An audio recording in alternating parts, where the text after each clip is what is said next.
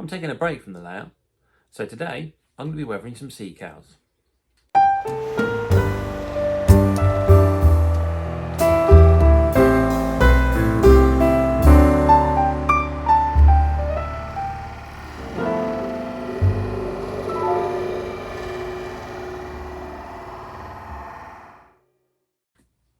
So before I start weathering, I'm going to show you what I believe is the one key thing that you need over anything else to do weathering. Because it doesn't matter if you brush, airbrush, use dyes, powders, washes. I think the most important thing you need is reference material. Because there's nothing worse than just getting a wagon, spraying it brown and going, no, that looks good enough. If you sort of look into a book, you can see there are various sort of conditions of wagons, you know, example here, all the different scrapes and that. And paying attention to that sort of detail, I think really brings a wagon to life. In particular, anyone who does model 1980s to 1990s, I would recommend buying these two books, which are by John Dedman, British Coaching Stock and British Railway Wagons. Now I picked them up off Amazon. I assume they're still there. I haven't looked, I bought them a while ago. But, I mean, this doesn't have every wagon, but it's great source material. It's got the majority of wagons that have been on the network during that time period, and it's superb for referencing wagons for weathering. Another one I'd recommend is Hornby magazine have recently been producing these what they call them? They call them bookazines. So they've done two on engineering wagons, which are a particular favourite. I'm a bit of a wagon nerd, I think. I think probably like wagons more than locos, and particularly engineering wagons. So these are great reference materials. There's brilliant photos in there, really useful for weathering. So obviously today I'm doing a sea cow. So there is a photo in this book of one, which, you know, if I planned ahead, I would have put a little sort of post-it note or something so I could just open to the page, but there we are, I found it, I was waffling. So this is the photo I'm going to work to for the wagon today. So if we look at this wagon in the photo, you'll notice that there's quite a few rust patches around the top here and a few scrapes and dents. So the first thing I'm going to do is replicate this. So to represent the rust patches, I'm going to use MIG Dark Rust and Old Rust, and I'm going to use a technique that wargaming modelers use, which is a chipping effect using a bit of sponge.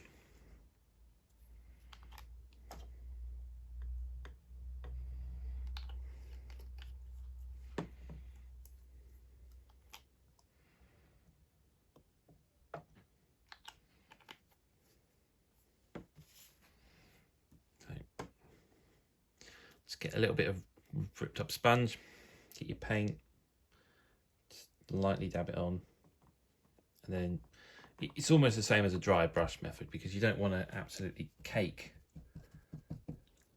this model in paint. You just want a nice little light dab in and just finding the photos.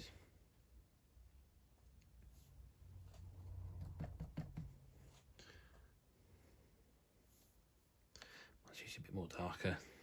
The old rust is a bit bright, but we'll tone it down when we come to weathering it further, so it shouldn't be too bad.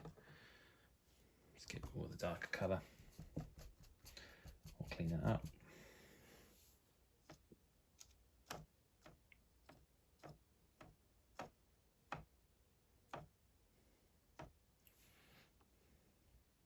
And as you can see, just leaves a few spots.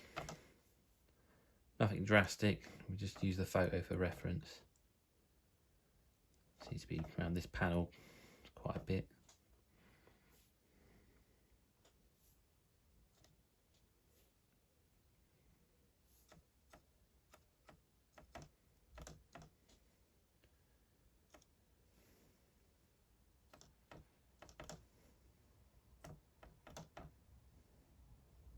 Around here. Nothing too drastic, nothing too heavy. I'll just going to clean those lighter red spots off. I don't like them too much.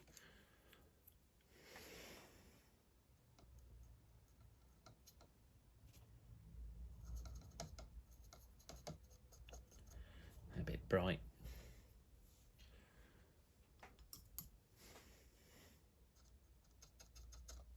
It's a bit of water, and we'll just use a bit of cotton bud. There we go.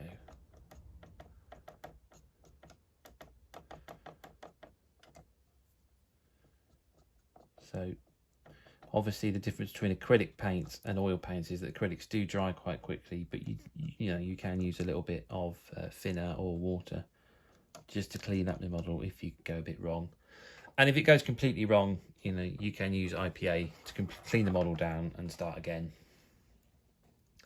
So that's this side. Got a few chips, we'll just turn it round and we'll do the other side.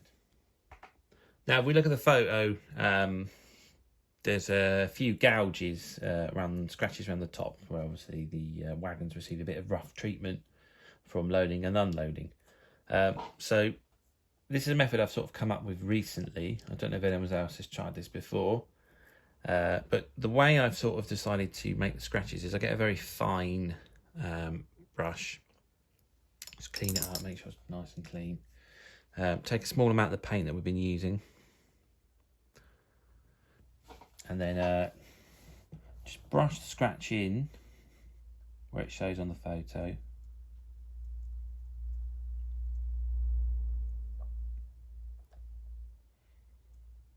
It doesn't have to be perfect, but as long as it's sort of similar to what you can see in the photo.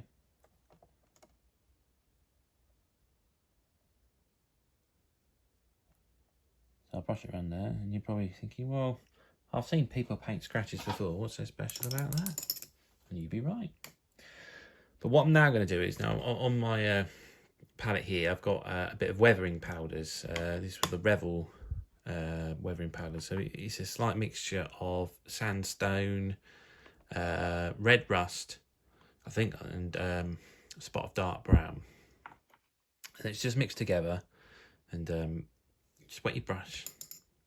So another nice fine brush, just wet it a little bit so the powder's wet. And the paint should still be a little bit wet on the wagon. As it's acrylic, it does dry quite quickly. But load your brush up, and then just follow the guide of what you've painted, going over the top. And it sort of gives that textured effect that, rust should have. So do it like that. Just add a bit more.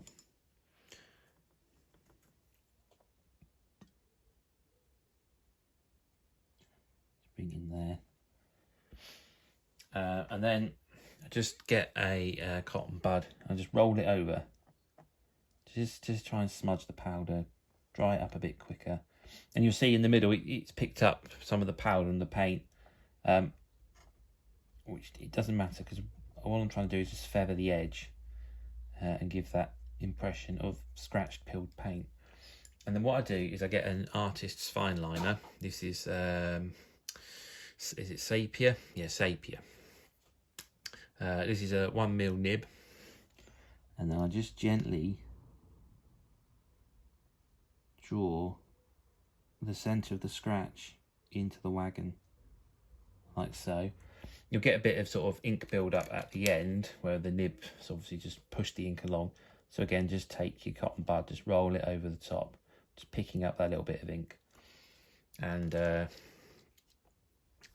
your scratch.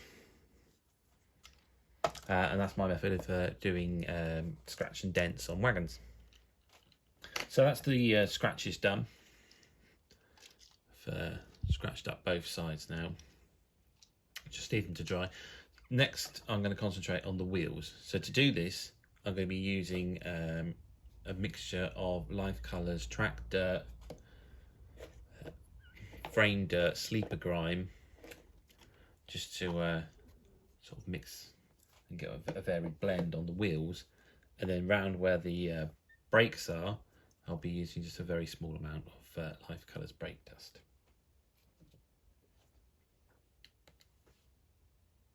So I'm just going to get my brush, just clean it up a bit, prep it, and then to do the wheels I just take just a very small amount of each colour just on the nib of the brush, pop it on the wheel, and then just rotate the wheel.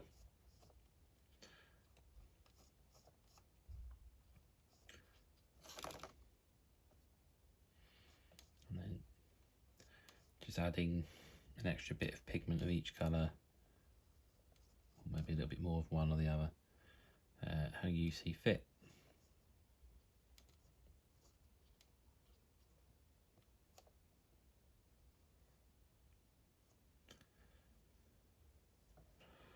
So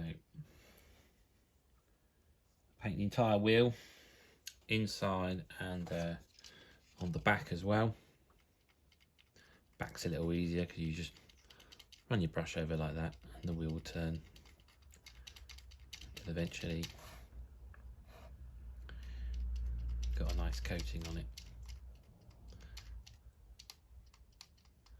Do the axle as well.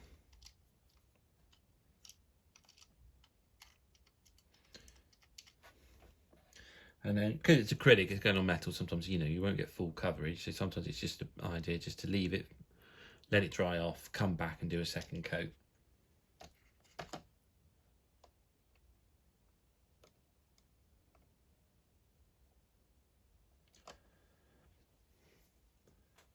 And then the brakes, just take a small brush, make sure it's clean. Still got some of the powder on from the scratches, so we have cleaned it up. Just take a very small amount, not too much, it's quite a stark colour, and just generously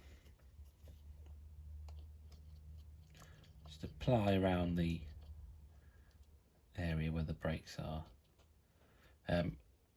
Now I will be sort of airbrushing some frame dirt on this at some point, which is going to cover up the brake dust a little bit, but we'll just go back over and touch it up, because obviously, you know, the wagon's going to get dirty brake dust, and sort of a build up of layers like that. So that's it, just a little gentle amount, nothing too heavy. Repeat it on each bogie, do every wheel, which I'm going to do now. So that's the wheels and the brakes painted. Next I'm going to concentrate on the hopper bin and the chutes underneath. In the photo, which you can't quite see on the camera, but the chutes are mostly covered in dust, but there is evidence of where the stone, as it's run down, has scratched and rusted the chutes. So take the same colours that I used for the rust chipping and the scratches. I'm just going to use the MIG's dark rust. I've got old rust, and I'm going to also be using rust tracks. So I'll just take a little bit of this paint.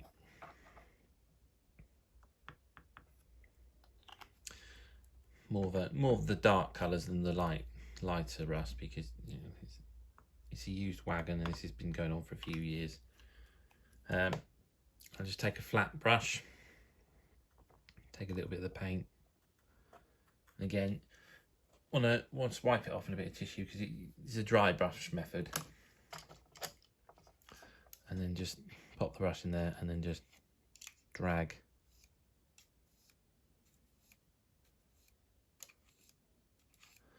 Like so. Take a bit more of the colour.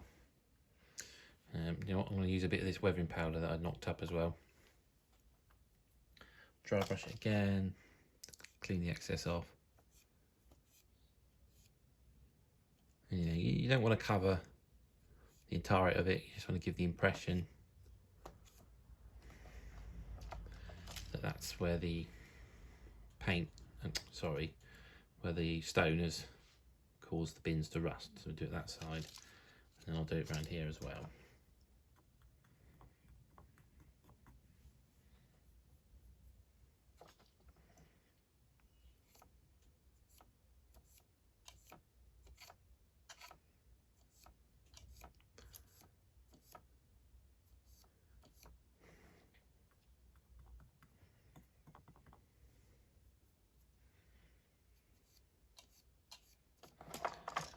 Get a bit more of the lighter colour, just to give it a few highlights, not too much, just a small amount.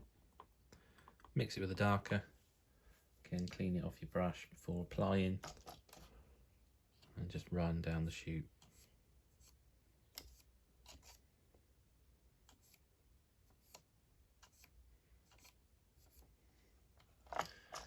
And then I'm going to be doing the same method in here. So I'm going to need a little bit more paint because obviously it's a bigger area. So I'll just get a bit more of the colour.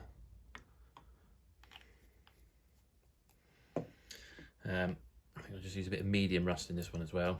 Just sort of representing the more fresher rust that's appeared.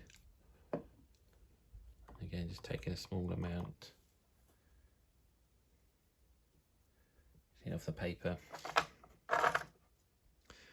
And again, it's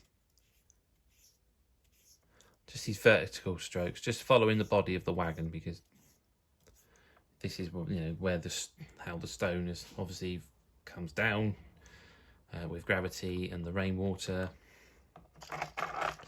brushing down, washing down even.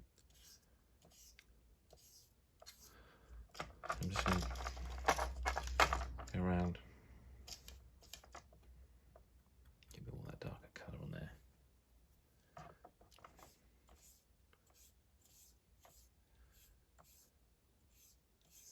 And just follow the shape.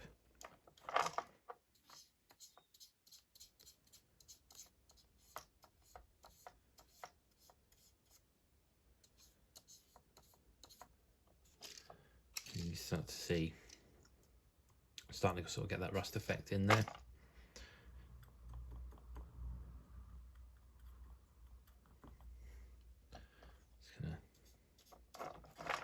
A bit more, go a bit thicker with the paint around the bottom, brush it upwards, dragging the colour out.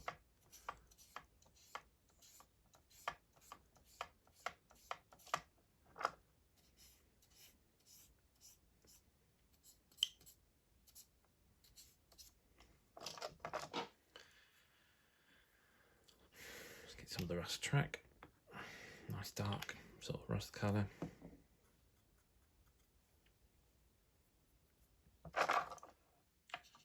Again, just manipulating the paint just to give that impression of scratching from the ballast the wagon's been used in its lifetime. So obviously the inside of the wagon's already been given a sort of rusty colour, so it's not massively obvious what's in there, but you can start to see the colours appearing. I think I'll just use a little bit of, I've got a mud brown. So this one's a Vallejo Air mud brown, just to vary the colour in there. So I'll give a highlight to the rust scratches. And just put a little bit on your brush, clean it off, and then just sort of, you know, work fairly quickly, because obviously it's, you know, it's acrylic, it does dry, but you want the colours to blend. You know, you don't want anything blocky, too obvious. Everything needs to be subtle. I think that's the key to weathering, is to be subtle in what you're doing. Anything that sort of stands out too much is never going to look quite right. So I'm just going to carry on doing this, and I'll show you the finished result when I get there. So there we are. I've brushed the inside of the hopper now, and I want to just add a little bit of texture. So I'm just going to take these weathering powders. I've got the rust, snow, sandstone, mud brown. Just taking a little bit, and while the paint's still wet, I'm just going to add a little bit of texture, just sort of brushing the paint. Sorry, brushing the weathering powder into the paint. Just give that impression. Obviously, you know, it's used for stone. And sort of blending. Get a little bit dark brown on that. There we are. You don't want too much. Don't go too heavy with it. But we just follow, again, the shape of the hopper bin and just direct the brush in what would naturally be the direction of the movement of the stone. I've got quite a bit of rust in there. I'll just take a little bit out, put it in there. Take a little bit of this sandstone, not too much again. We'll just put it in the bottom. And try to work from light to dark, light at the bottom, dark at the top, because obviously the bottom, it sees a lot more activity. So that's where you're going to get your fresher rust. Just add a little bit of white there. That's probably a little bit too much in there. Just add a little bit of the brown again. Not too much. As I say, just make it nice and subtle. Put the darker brown at the top. Just drag it down.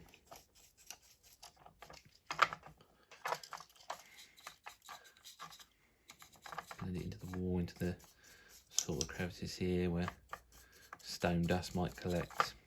Just add a little bit more rust, just for a bit of texture.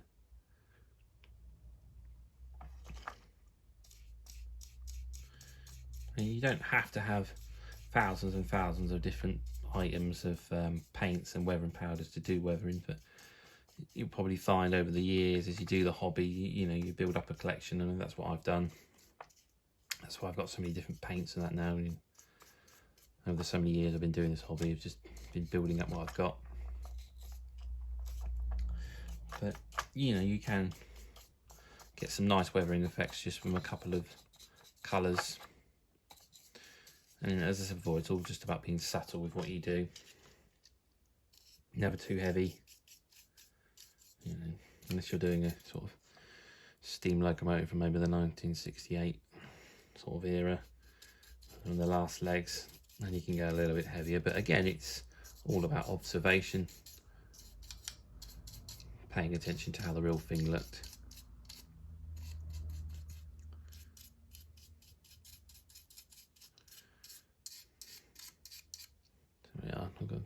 Got that white sort of in there. You can just sort of see that scratching. I quite like that, so I'm just going to try and take a tiny pinch, just get a little bit more scratching of the stone, blend it into the rust. Maybe a little bit of this sandstone, just to blend it.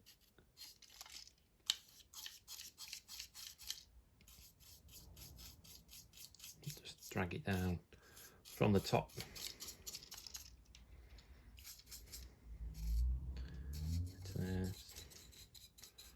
Brush up this wall, and this wall. There we go, on that.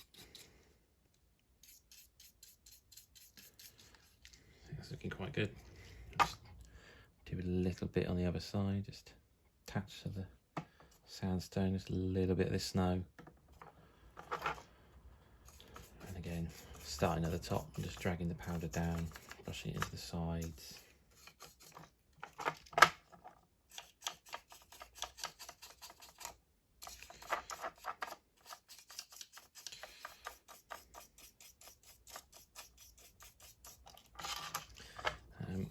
Of course, you don't have to have weathering powders. I mean, some people use artist pastels. They're quite good. That's how I started off with some of my first weathering. Buy some cheap artist pastels. You just get a bit of sandpaper and sort of just rub them a little bit just to get a bit of dust, and then just use the dust for your weathering, and then just seal it up afterwards with a bit of varnish. So, a bit. Rub into the crevice, into the edge, and holding it too high. There we are. There you go. That's the hopper bin all weathered. So now I need to concentrate on the body and the frame, which I'm going to be using an airbrush for this next part. So it's been a couple of days since I've done the last part of the wagon, painting the inside of the hopper. I'm now going to airbrush the outside. This is a mixture of Vallejo Model Air paints. They come from the basic colours set. I think you can pick it up off Amazon for about 24 quid for 16 bottles, which is quite a good price. So I'm using a mixture of 3 parts burnt umber to 2 parts mahogany and 2 parts yellow olive.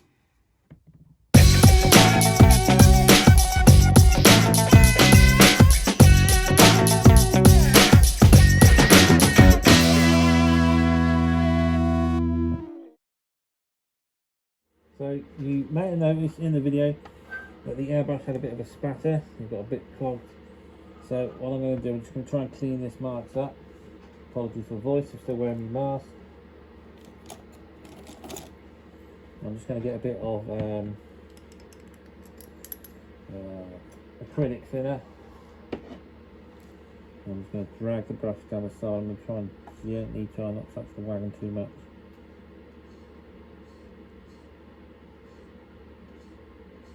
Just to clean up those marks.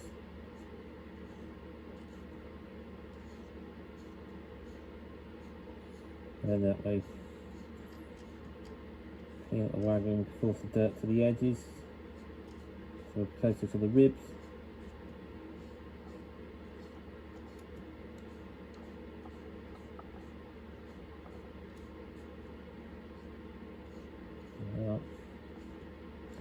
Like so, you don't want too much, we'll be careful, you obviously don't want to take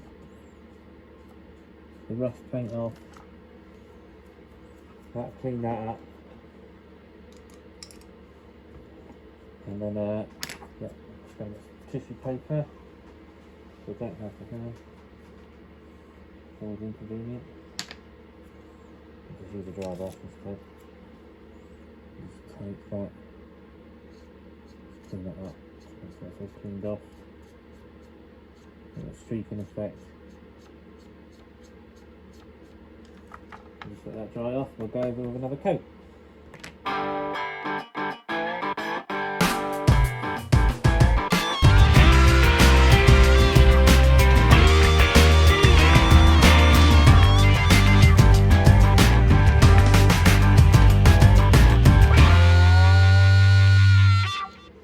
So you have it, that's the wagon now airbrushed. I'm going to let that dry off and then I'm just going to go around and clean up a few bits and just add a few more details.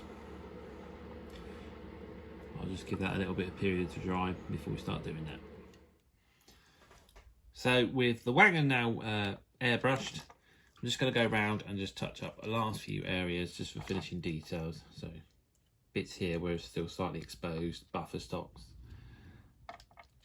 And that should hopefully complete the wagon. So I've gone round, I've just touched up any bits of area where the airbrush didn't get, like underneath the buffer stocks, around the back of the footsteps. Those were probably the worst parts. And so to finish, I'm just going to get some of the snow and the yellow, what do they call it? Sand, yeah, sand yellow. Weathering powders. I'm just going to lightly dust down here just to highlight the darkness around the ribs. So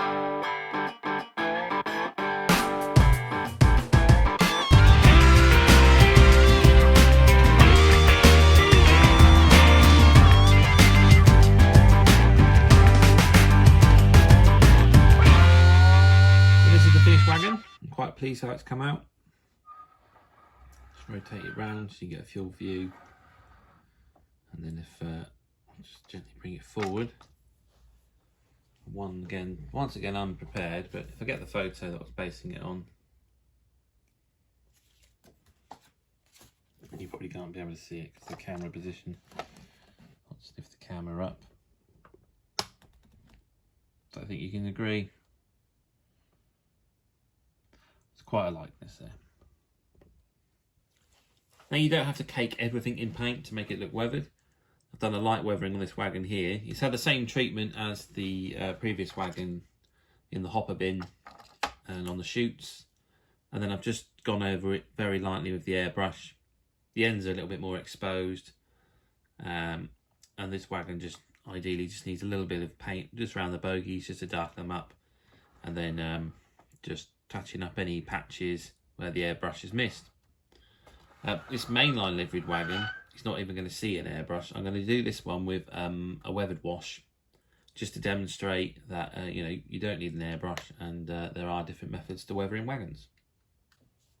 So as I say, for this wagon, for the exterior, I'm just going to be using washes. So I've got Humbrol's dark brown, the black wash, and dust wash. So I'm going to start in the middle of the colour range by using the dark brown wash, and then I'll use the black and the dust washes for various highlighting tones. So I've got a nice soft brush, just gently dip it in the wash, and yeah, this wagon I want to represent a fairly out of the workshop sort of look. So it's just going to have just a small amount of dust around it. I found a photo online to use, which was on Flickr. It's quite useful, as it shows one of these sort of its out of the work state. So I'm just applying the dust wash where the dirt would start to accumulate.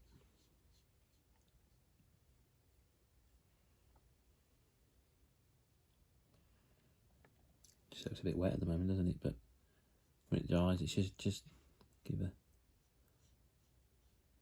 very subtle tone, because, as I say, I don't want it too heavy.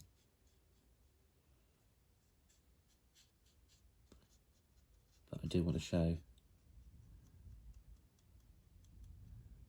going to start running off the top there. Yeah, I do want to show that it's starting to get weathered.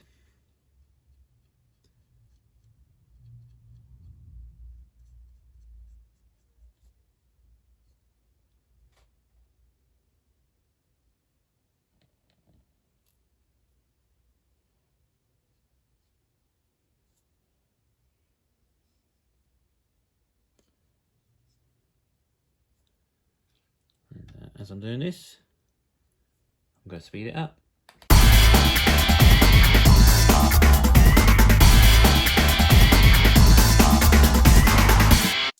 So here we are, dark brown wash has been applied.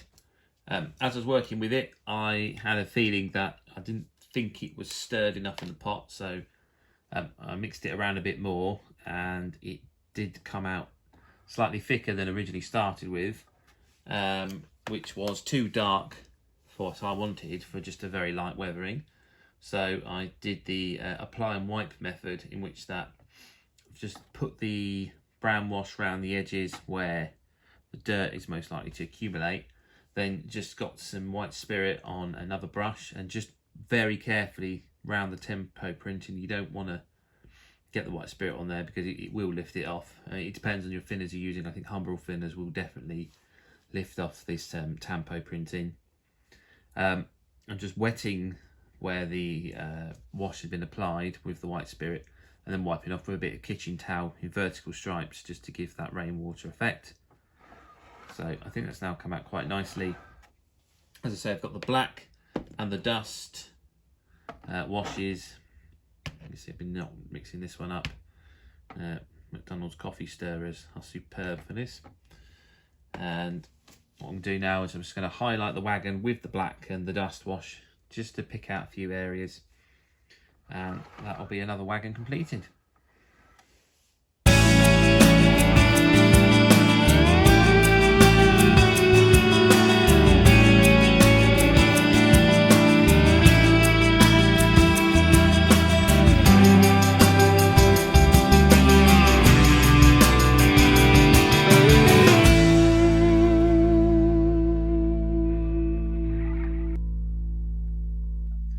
So there we go, that's the wagon now weathered. Gonna let it dry, and put it with the rest of the fleet. So here we are. I've added the final 3 wagons to my fleet of sea cows. So these are the 3 that you've seen me weathered. And then these ones have been done previous. I did them a few years ago, and I did have to rack my brain to remember how I did them. So one advantage of making this video is that I can come back, watch it, and remember how I did it. I hope it's been useful to you, and if not, I apologise for wasting half an hour of your life if you got this far. But thanks for watching. If you do enjoy the videos, please subscribe and like, and I hope to bring you some more videos in the future. Ta-ra for now.